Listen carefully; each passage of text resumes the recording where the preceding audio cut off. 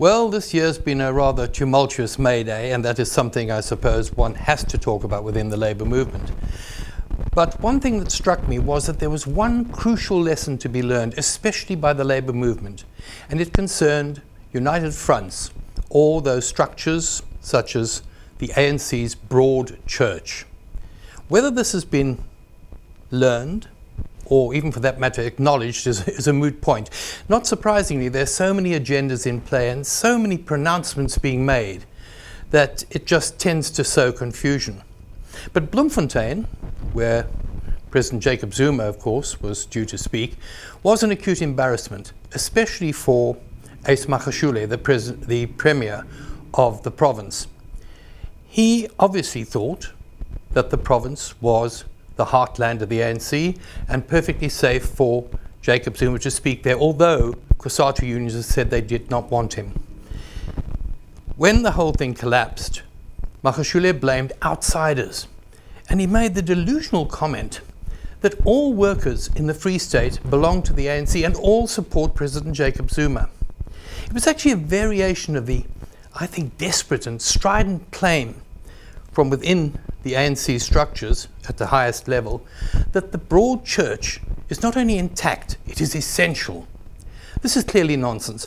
There's a schism that has been growing for the last 20 years, certainly. It started even earlier in 1993 when, before he even became president, Nelson Mandela backtracked at the World Economic Forum on the whole question of nationalization.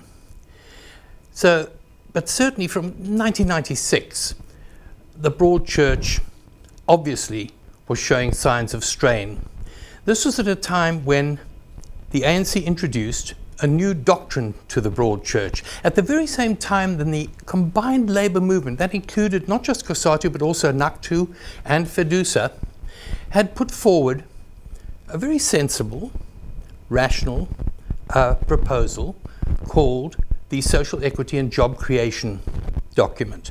It was based on the actual work done by the ANC's own macroeconomic research group. For years they've been working on it.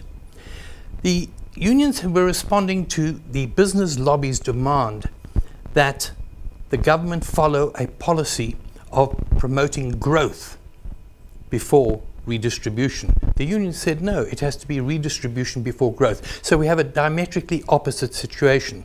The business call was fundamentally for that now rather denigrated and discredited trickle-down theory.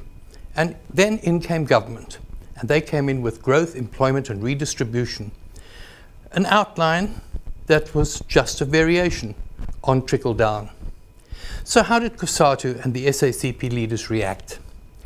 Well, they continued to, at least nominally, hold on to their heretical ideas while they donned ANC robes and sang in the parliamentary choir from the neoliberal hymn book that Gear had brought about for the ANC. But now it looks as if those days are clearly past. They've gone. And one should begin to understand, and this is the fundamental lesson I think to be learned by the trade union movement, and perhaps wider as well, that there is only one broad church necessary within a parliamentary democracy, a multi-party parliamentary democracy, and that is an intensely democratic trade union movement that organizes all workers as workers. Anyway, that will be the focus of my Inside Labour column, which you can access on this platform, Fin24, tomorrow, and a version of which will appear in the business section of the City Press on Sunday. Now, there's a lot to get your heads around there. So let's have your comments, let's have criticisms, but above all, let's have suggestions about the way forward, about how you see the lessons of this May Day. Be interested to hear from you. Send your comments, your questions to editor@fin24.com.